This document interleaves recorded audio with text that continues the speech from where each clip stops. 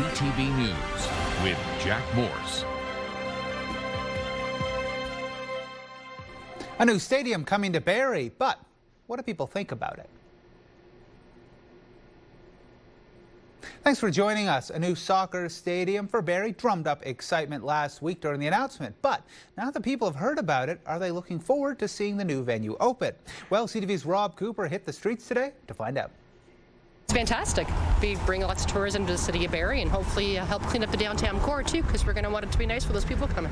The decision to bring a new sporting stadium to Barrie's downtown has many people curious and excited to see what it could mean for the city. Its location, Dunlop Street West and Bradford Street, on the grounds of the former Barrie Central Collegiate. I think what this opens the door for is more people going to a place for a purpose. And that place is the city's downtown. While the Barrie MLS Next Pro Soccer Club will be the stadium's main tenant, other sports and events will take place on the grounds. The facility will have 3,500 fixed seats, but can seat 6,500 people for sporting events and could expand up to 8,500 for concerts. The city is also investigating suitable locations to build a new habitat for the chimney swifts currently on site. The new stadium will be operated by the Barrie Stadium Group. However, the city will own the site and building. The $26 million construction cost will come from the city's reserve that currently has almost $400 million. The mayor says the city is taking the same financial approach as it did when Sadlon Arena was built. We will receive the sponsorship dollars back from that. We'll receive ticket revenue back from that from Barrie FC and any event that occurs there, as well as the parking revenue that will come in somewhere in the neighborhood of $1 million to $1.5 million a year until we're fully paid back of that $26 million. We are prepared and waiting for them to come. We can't wait. Many businesses that surround the site, including the downtown, say this is a great opportunity for the city and its people. Anything that happens downtown drives business up almost 25%, and all restaurants, bars, nightclubs. So it's a direct impact to downtown. It's an economic impact to downtown if we bring people down. As for the stadium, it's expected to be open by 2028. Rob Cooper, CTV News, Barrie.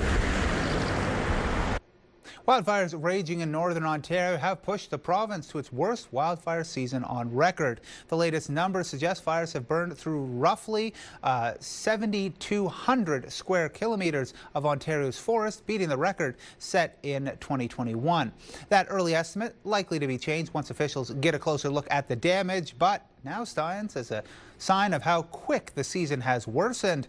The vast majority of the fires burning in the past 10 days on the back of severe thunderstorms and scorching heat. Of preparedness and emergency response, local MP Jill Dunlop will talk more about the support efforts by the province and how the federal government is stepping up.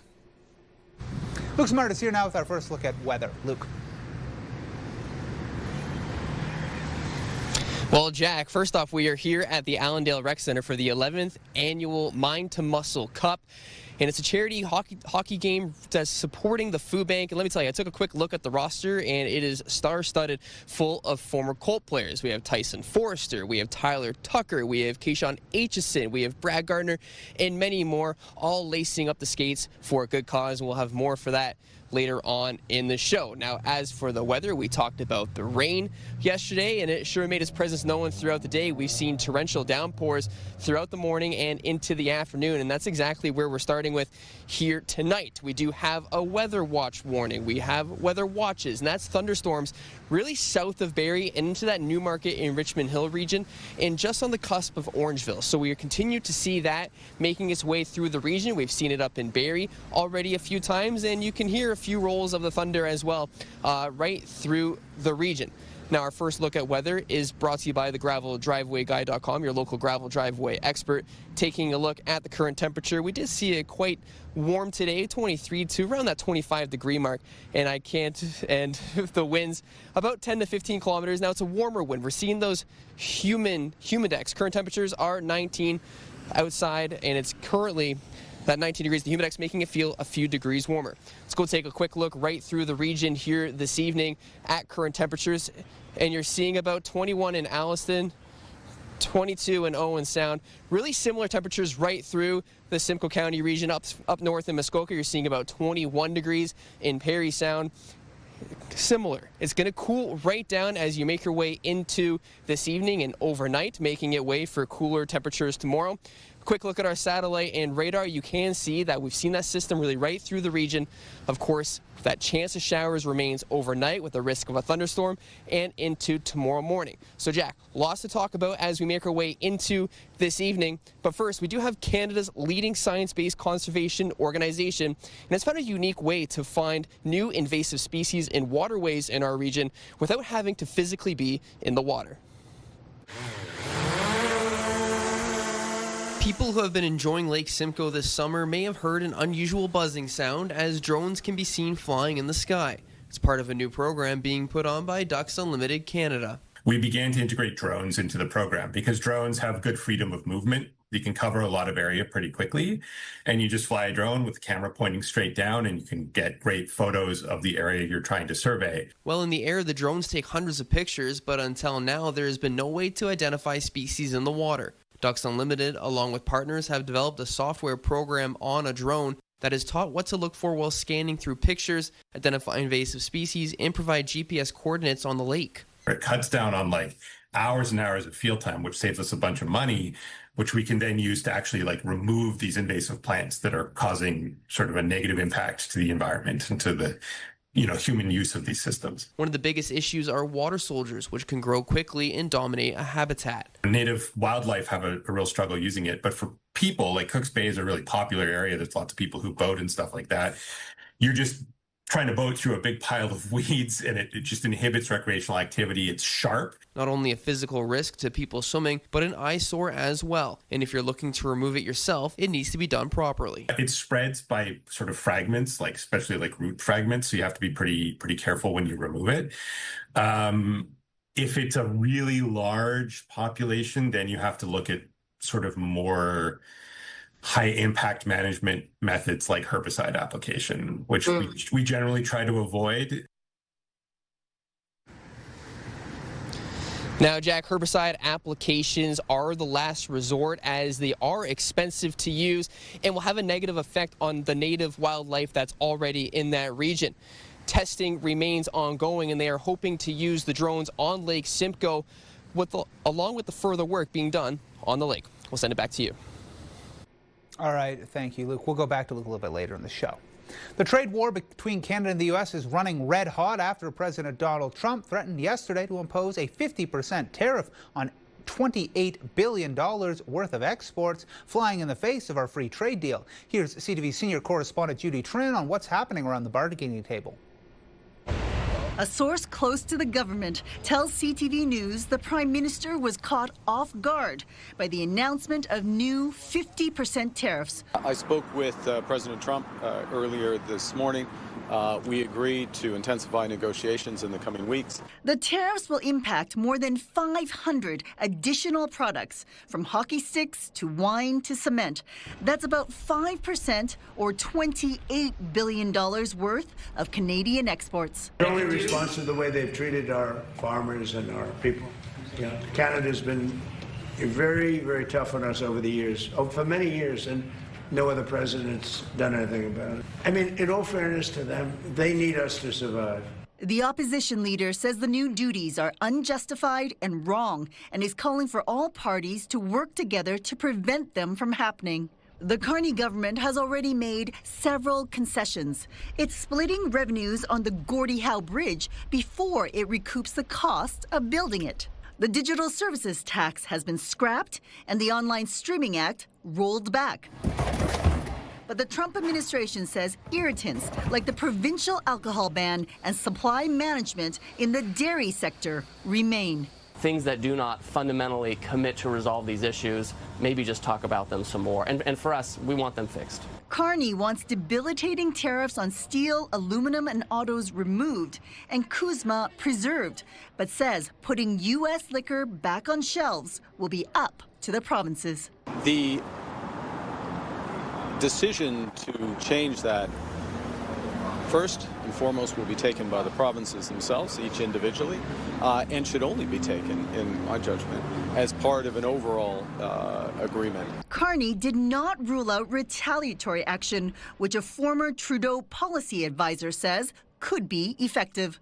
There are approximately 500 products that they are applying tariffs to from Canada, none of which are oil, none of which are critical minerals, the things that they know that if the costs of astronomically rise, that it will drastically affect their industry. The Carney government will have less than a month to negotiate its way out of these new U.S. tariffs. They're set to take effect August 19th. Judy Trin, CTV News, Ottawa. Now, Premier Doug Ford is calling for a united and aggressive stance against Trump's latest tariff threats. We have to hit back.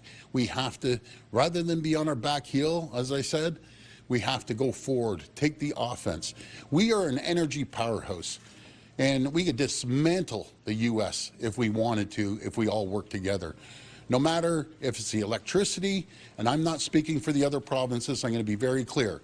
The potash, the oil, we're their #1 customer in the world. They need to feel the pain. The premiers are meeting in Charlottetown, PEI, this week, where they'll continue talking tariffs. Prime Minister Carney is expected to join them Thursday. In our region, an Orillia-based tariff expert weighs in on how yesterday's announcement will be felt in Simcoe, Muskoka. Obviously, alcoholic beverages, dairy, and then automotive. Obviously, in Simcoe County, we have a very large automotive plant, and so we will see that a lot of their products, as well as their tier 2 and surrounding industries, are really affected by this. Kyle Peacock from Peacock Tariff Consulting, referring there to Honda's Alliston plant. Breweries and dairy farmers in our region, he says local manufacturers will have to be extra careful to make sure they're compliant. It is very substantial to ensure that your HS codes are correct for the country that you're importing into.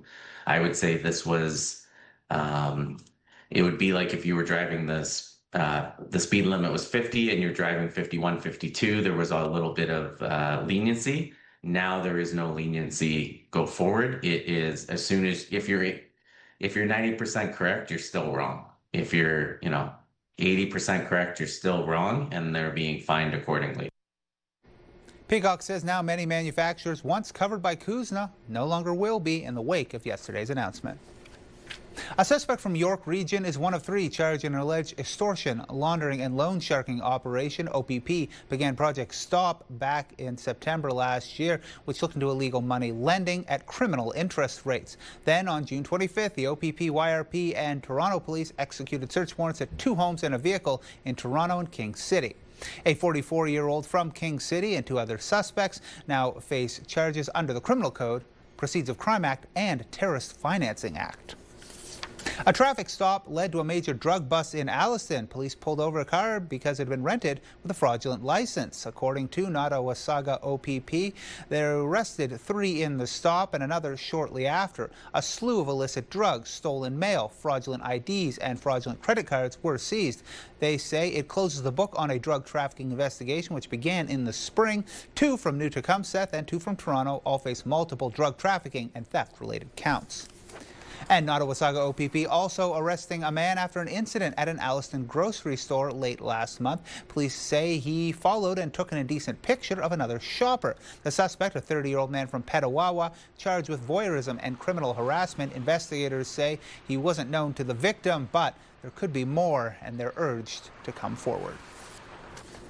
A surprising turn in the murder trial of an Orillia man accused of stabbing his girlfriend's ex-boyfriend to death. CTV's Mike Arcelidis reports, but first a warning, the story contains details some viewers may find disturbing. The jury was played the video statement Brian Lancaster provided police after his arrest in December of 2023, when he was charged with second-degree murder in the killing of 25-year-old Kyle Farrows in Orillia.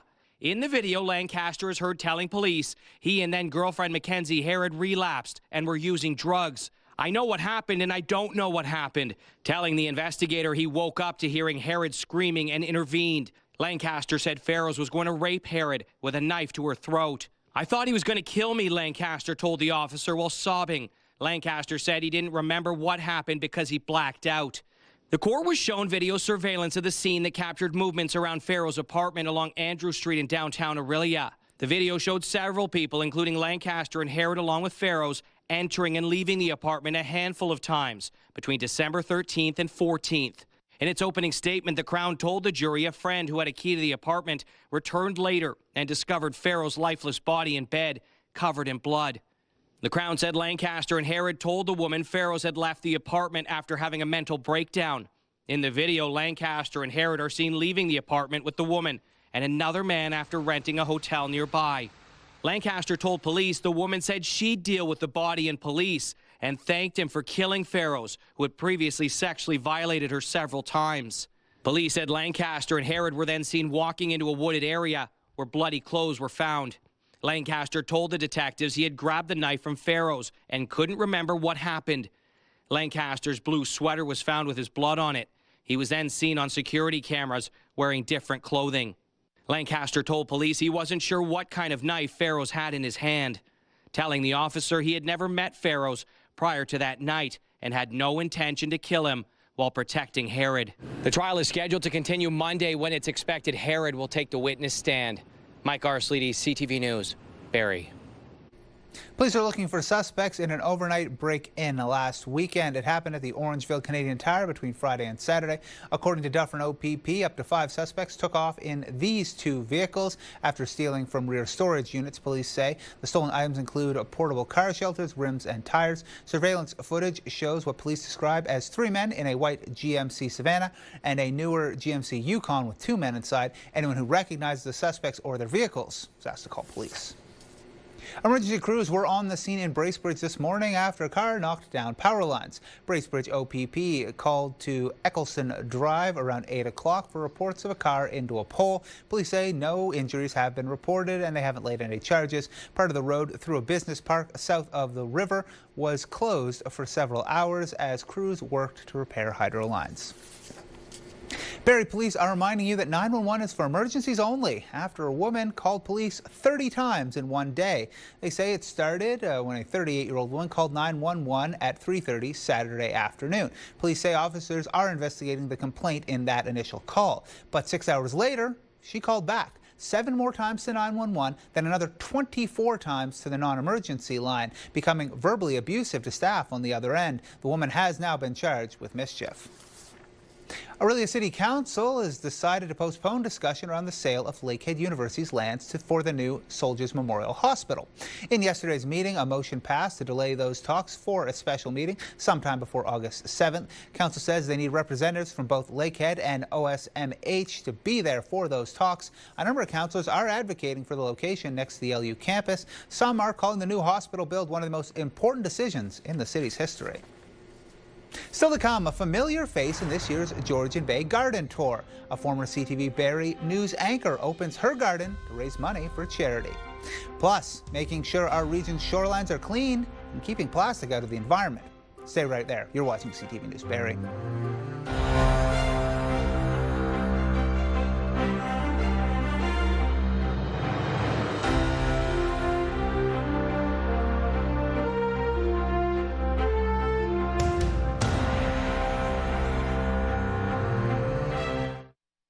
Presented by Paul Sadlin Motors.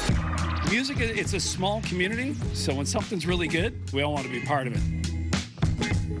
We have an amazing music scene here. Having people come together in community, listen to some amazing local artists, brings the downtown alive. It brings our city alive. Troubadour Festival 2026 is going to be off the hook. We've got the Watchmen, Bahamas, going to be great.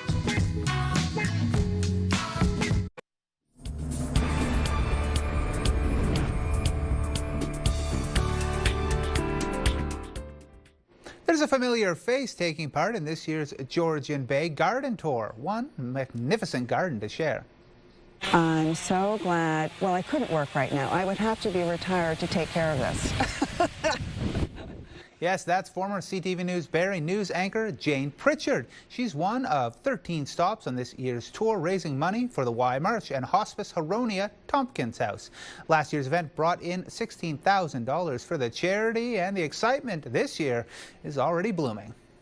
So there's literally something for everybody. You might not think every garden's your thing, but there's going to be at least 1 or 2 that you're going to go, wow, that's incredible, and take that away. It's such a peaceful place to be. and to engage in a hobby that I've always enjoyed, but now I can do more of and share with others. The 2026 Georgian Bay Garden Tour is Saturday. Staying in Georgian Bay, a group was out today making sure the region's shorelines are clean in order to stop plastic going into the environment. One hygiene, one clothing. Georgian Bay Forever is an environmental charity that hosts a weekly cleanup. Staff and volunteers spend 2 hours collecting garbage, then they look into the types of trash they picked up and where they come from. Food wrapper and rubber band. We have an ongoing long-term data set for the region, and by looking at the changes in what trash we collect, we can kind of work with the communities to see what programs we can implement to reduce the amount of plastic entering our environment. Our most commonly collected item is cigarette butts, as you can imagine. We also are seeing an increase in vapes and e-cigarettes, which not only have nicotine and plastic, but also the batteries can be quite harmful. The shoreline cleanups are held in communities all around Georgian Bay, including Wasaga Beach, Meaford, Midland, and Penetanguishene. Thanks to a popular campaign, a brand new gazebo has been revealed today at Hospice Simcoe Seasons Center in Barrie. 3, 2, 1, yay! The gazebo, funded entirely through money from the Tim Hortons Cookie Campaign, is a peaceful, welcoming space where residents, loved ones, volunteers and staff can spend time outdoor together during often tough end-of-life care. I think the Smile Cookie Campaign, which everyone has known and loved for decades, this is evidence today of how, a small act of kindness can have a lasting impression. People at end of life really appreciate being able to get outside, and they can't necessarily get outside on using their body, so they need to come out in the bed. They're just too frail to come out any other way. So to have a large outside space that is covered from the elements of wind and rain and sun is just something that we feel is really important, and really patients really do benefit from it. Since 2015, Tim Hortons Barrie and Innisfil has raised $900,000 for Hospice Simcoe Seasons Center, nearing a promised $1 million goal. For information on all our local events, along with other stories, you can go to our website. That's where you can watch our news live online and find all our local stories and breaking news as it happens. Just head to ctvnews.ca/Barrie or scan that QR code on your screen now.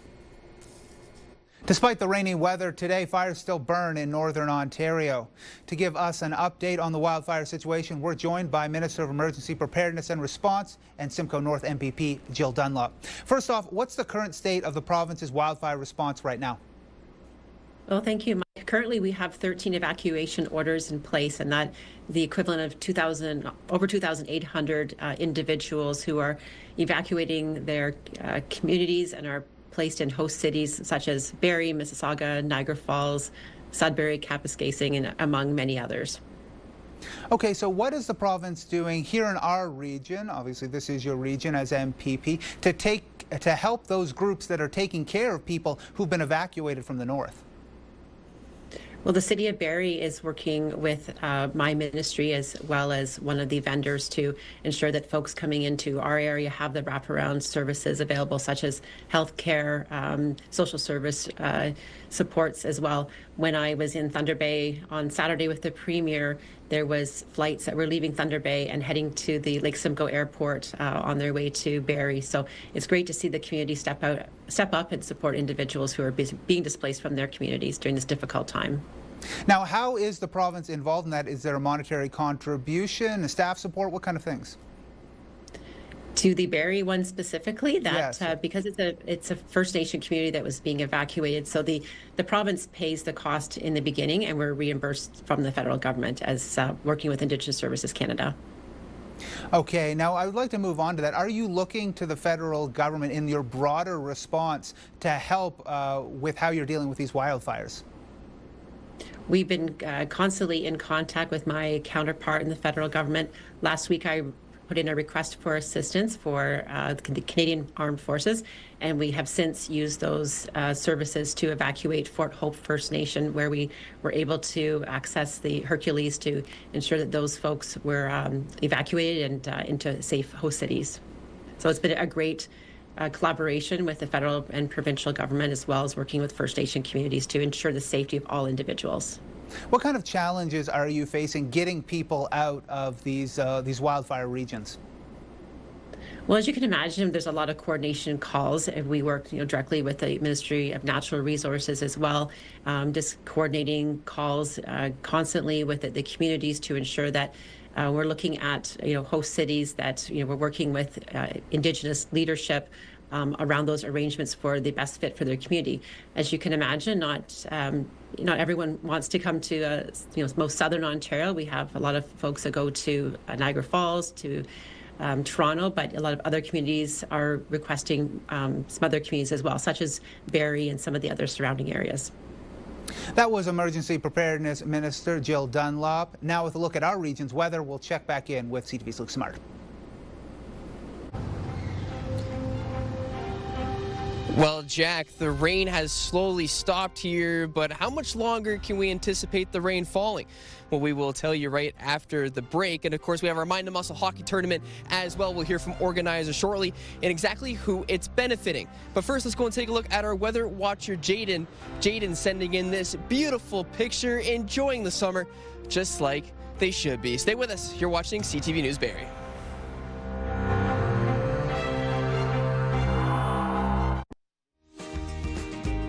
Hi, we're Martin and Steph from Bounce 104.1. And this week on the show, we're giving away tickets to Return to Grace, an electrifying show about the King of Rock, Elvis. So make sure you're listening Monday to Friday from 5:30 to 10 for your chance to win. Picture this, brought to you by Bounce 104.1 and Pure Country 106.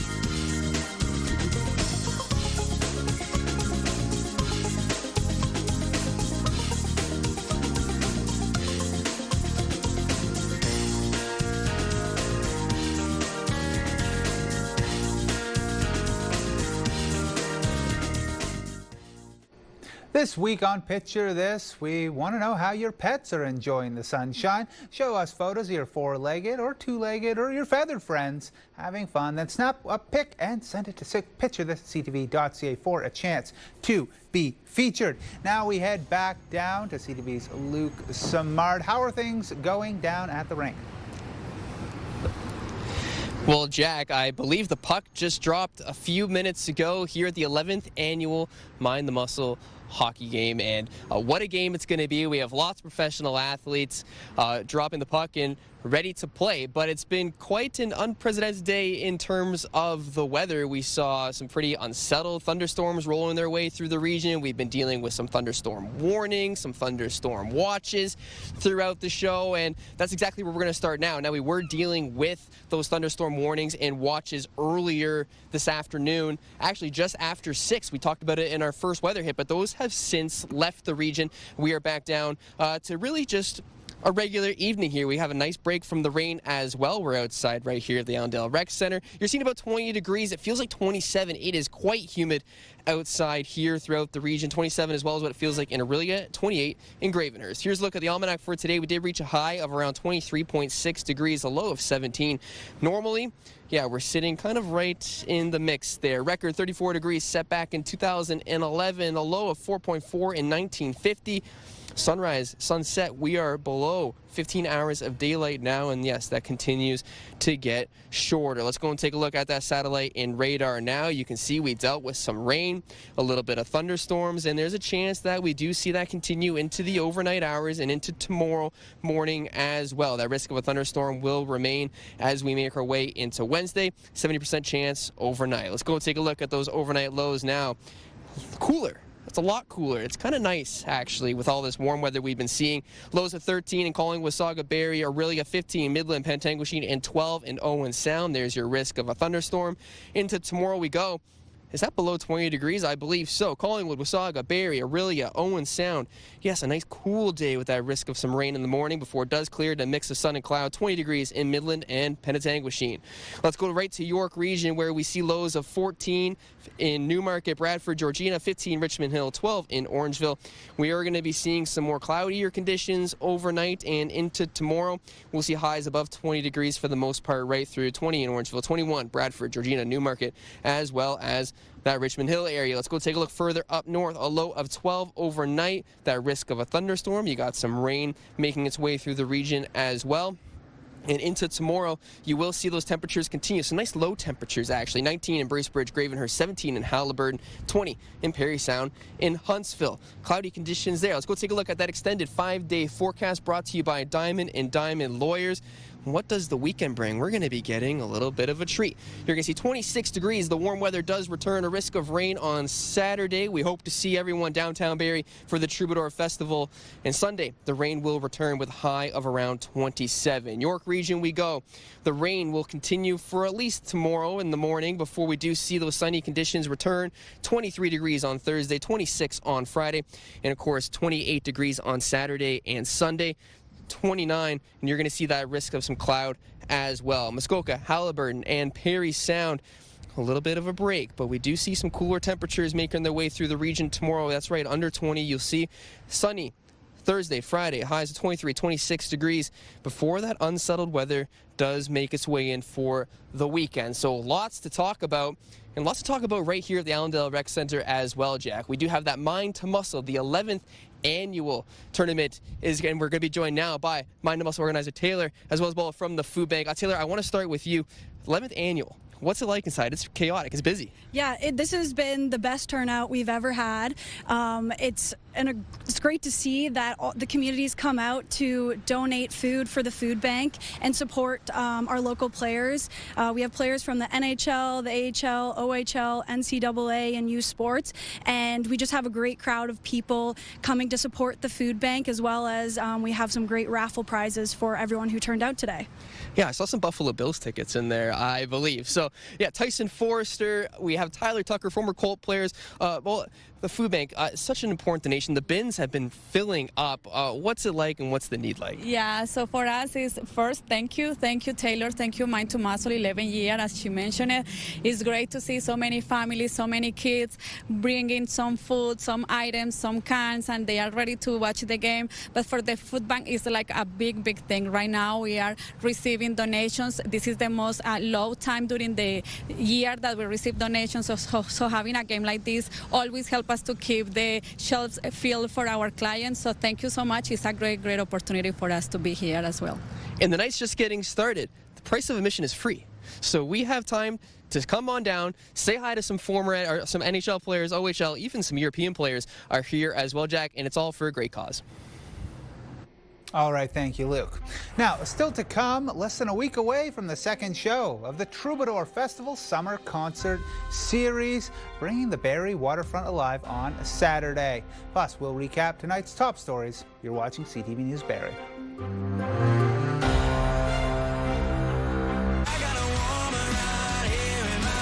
Pure Country 106. Central Ontario's home for the best country music. Listen to Pure Country 106 on the free iHeartRadio app.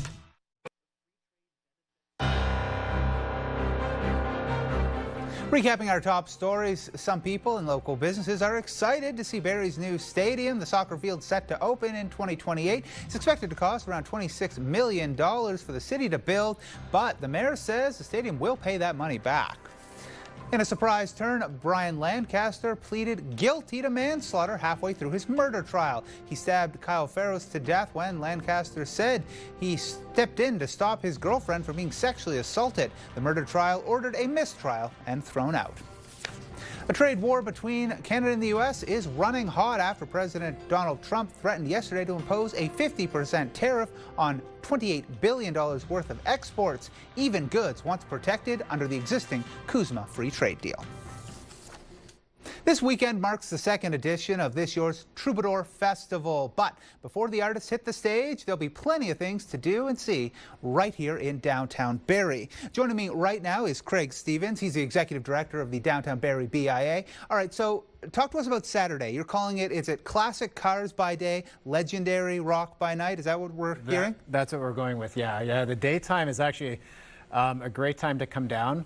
We'll have over 500 classic cars set up, believe it or not, on our main street through Meridian Place and actually into Heritage Park. So it's going to be a full downtown of awesome classic cars.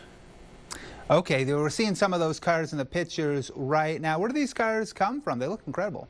Yeah, so this is actually led by Barrie Thunder Classics, which we partner with. So what you're likely seeing there is either last year or Wednesdays. So every Wednesdays they set up from about 6 o'clock into the evening.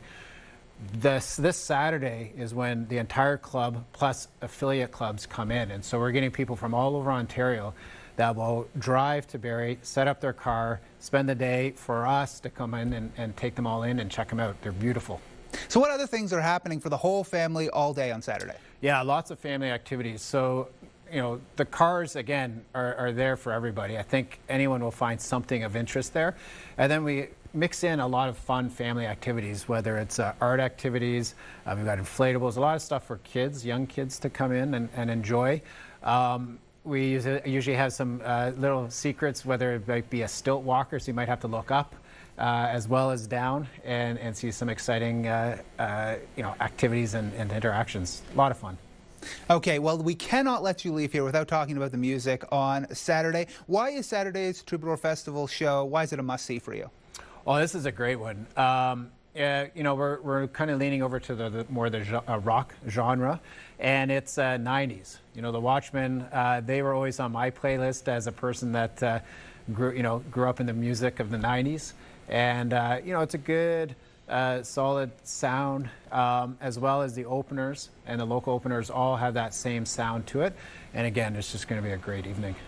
All right, thank you so much, Craig. We're really looking forward to it. You can find the full schedule of events on our website, ctvbarrie.ca. Our dedicated page is now live. Under the Troubadour Festival page, you'll find details about the local opener showcase and everything else you need to know. In business news, negotiations between General Motors and Unifor will begin August 10th in Toronto. After reaching a deal with Ford, the union says it's going back to the table.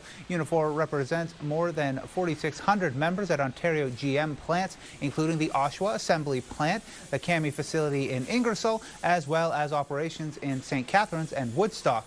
The union says the contract talks with GM come after a pattern-setting deal with Ford. Over the weekend, workers at Ford approved a new 3-year contract with a 3% annual pay increase. Unifor represents 250,000 workers in Canada, including the automotive assembly sector. Now turning to our markets, the TSX was up today, 408 points. The Dow up 385. The Nasdaq up 329. In commodities, oil was up $1.86, closing at $84.34 a barrel there. Gold was up $60.50, finishing at $4,076 an ounce. Our dollar was down 0.2 cents, ending the day at 70.95 cents U.S. To sports now, the Stanley Cup once again making a stop in our region this summer.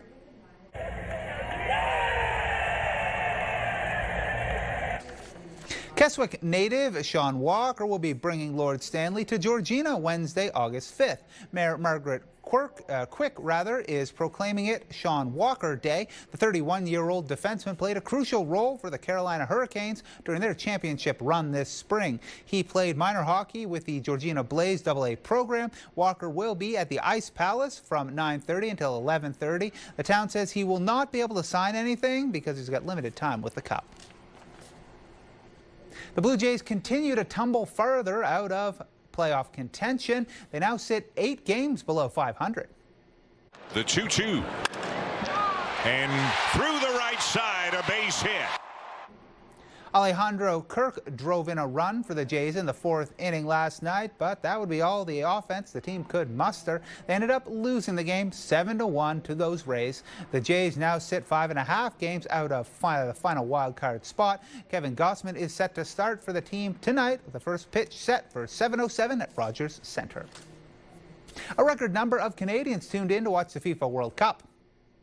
Lamine Yamal, Pedro Porro, Williams, and thundered in for Spain by Ferran Torres! TSN says there were more than 30 million viewers, which works out to roughly 3/4 of Canada's whole population. 6.4 million viewers tuned in Sunday to watch Spain beat Argentina, making it the most watched World Cup final in Canada ever. The tournament also attracted a per-game average audience of 1.6 million viewers, up more than 50% since 2022. Both TSN and CTV are divisions of Bell Media. Still to come, if you want to know where your food comes from, well then this weekend's your chance. Farms across southern Ontario are opening up the gates for you to come in. You're watching CTV News Barrie.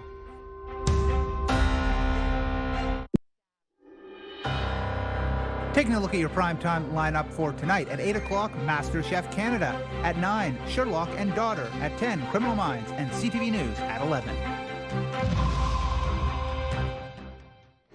Farmers in southwestern Ontario are set to open to the public this weekend, part of an annual tradition to give people a look behind the scenes at how food ends up on your table. CTV's Scott Miller reports.